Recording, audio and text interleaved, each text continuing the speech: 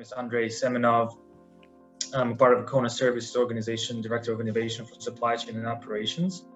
And I've been working on our blockchain projects since the very inception in our organization, working with the bottlers, kind of spreading the word about the blockchain technology, the networks, and the baseline protocol specifically. So happy to be here and happy to be on the panel, I believe right after this one. And we can discuss what we're building together with Kyle and Martin and Stefan. An IT services organization providing innovative IT services to our bottlers in North America. So currently 12 bottlers in North America and Canada. So core offering is we're providing the ERP system based on SAP for the bottlers to run their business end-to-end from manufacturing to distribution. And the innovation part of Kona is trying to find the gaps or white spaces in the processes or in the solutions that we have and we're offering, and provide some innovative solutions for them to either grow their business or make their business efficient. And the blockchain is really one of the areas where we started our journey about 2.5 years ago, looking into how we can improve some of the processes, or we can streamline these processes that have been an issue for quite a long time and we didn't have a good solve. And if you think about how the Coca-Cola bottlers operate, these are the independent bottling companies. So even though they're under the same logo of the company, they are still a separate legal entities. And we work with the 12 largest ones, but in the US and Canada, it's just over 60, close to 70 big, small, and medium-sized bottlers. So what we saw, there's a lot of friction in the supply chain, specifically when the bottlers are playing the role of a supplier and a buyer to each other, when one bottler produces and sells the products to another. And there are a lot of rules on top of these supply chain processes that actually drive who can sell which product to who can produce what. So there's a lot of business rules in place that different bottlers manage differently and share their demands and orders through either emails or spreadsheets or with whatever you can imagine how you can do it without an integration. Now with blockchain, it's a great opportunity to provide this trusted layer between the bottlers, and even though the Coke bottlers, we still treat it as a semi-trusted environment. And we started with implementing a private permission network based on Hyperledger Fabric, just because I would say from the maturity perspective, 2.5 years ago, it was the way to go. And we are now running the operations of our use case for about 15, 16 months. We're extending the network to other bottlers.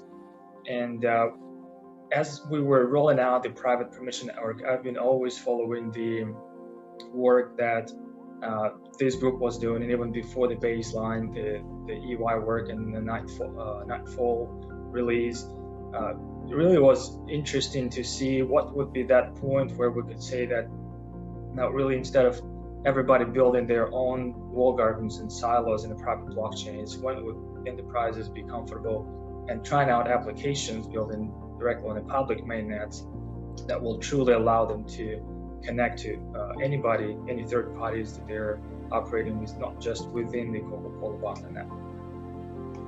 From a business and technical perspective, what is key for Kona when adding a new technology and starting, integrating blockchain? Like, what is key? What are the things that you want to accomplish there? Yeah, I think what we do, we start with a business case and with the business value of the new technology. We're not buying new tools just to play with new tools or new technologies. So that's why we engage our bottling community, understand the issues, the problem, and the opportunity we can solve. For example, by removing the frequency in the supply chain transactions, what would be the revenue or potential return back to the bottlers in the efficiencies? So we start with that, and then we model that. Basically, the idea is that to have different bottlers connected through this trusted layer, and we build the use case for that. And from the business perspective, what's important is that it has value, it's not costly, that it's in the long run, it's a technology that they can trust in and then invest into. So it's not a throwaway work, that is secure, it's private, it can allow them to operate as they build their applications on the technology they know, like the databases and the cloud storages.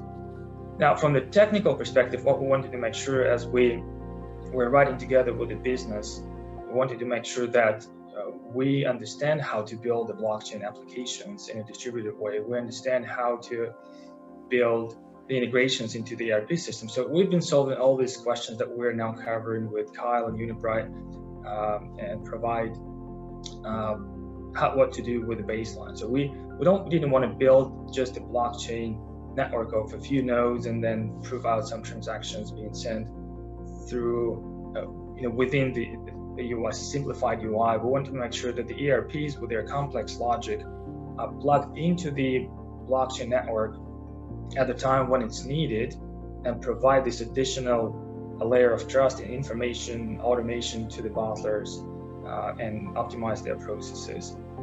And as we're looking at Hyperledger, definitely we moved with the private permission in the first place because of the privacy concerns, sharing the private data on the public mainnet. But now with the ZKP and the baseline approach, I think it's becoming feasible to do on the public mainnets as well. Right. So I would say everything that baseline community is discussing, it's all real, and it's the real questions that we need to solve, the real problems we need to solve. And we're not picking blockchain just because it's a buzzword and we need to build something on it, because we feel there is a value of bringing the trust in the semi-trusted environments of businesses working together, and the blockchain really fits. That with baseline you can bring the former buzzword blockchain more to a usage where it actually brings benefits. So we also saw that in working on the Kona case, that a lot of challenges are pure integration challenges that have been there before, but now finally you don't have a new technology like blockchain that you have to integrate on top just as an additional challenge, but more as an argument to make the actual integration easier. So this is already a change in perception of how blockchain as a technology can play a part within a integration process, and this is can be perfectly seen in the Kona case as an example.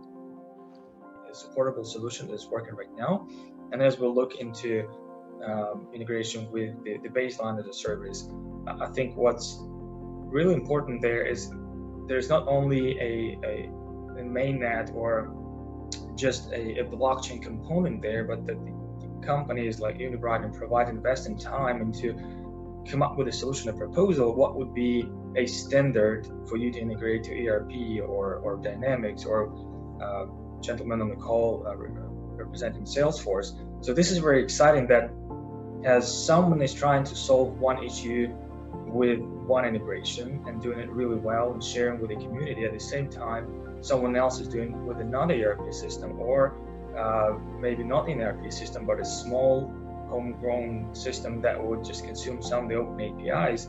And as a community, we're building this integration to the baseline as a service, and the baseline as a service provides us then this bus into the network to communicate with each other.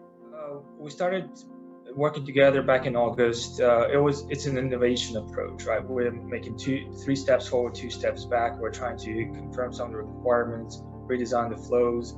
And I think right now we're really in a technical feasibility analysis mode, and we're hoping that the technical components that we're now working on are wrapping up with the development. And Kyle quickly demoed a shuttle version of Kona, and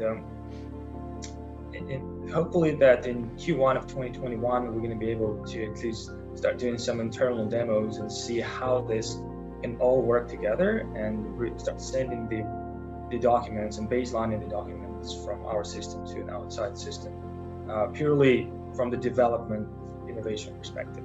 Next step would be how we now make and wrap it up so it's operational and supportable. We don't have any gaps in between the different components. I wanted to thank you. I think me and Kona being the lucky ones to partner with Unibright and Provide working on this project. really excited what we can develop and build the standards, build the processes, provide our feedback and contribute to the community.